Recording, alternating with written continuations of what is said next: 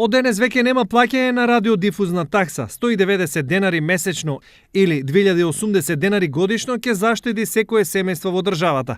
Спасот од оваа омразена давачка меѓу граѓаните е дочекана со олеснување. Олеснување и тоа е птен. Добро, луѓе има сиромашни. Треба такви мерки за населението малку од малку, иначе 2500 dinara годишно, например, на годишно ниво не се малку пари за едно посиромашно семејство. Меѓутоа, многу повеќе од парите за граѓаните се значајни другите аспекти. Имено, кон сите што доцнеа со плаќањето, државата беше немилосрдна, па долгоцена плаќаше со блокада на личните сметки и наплата со извршители.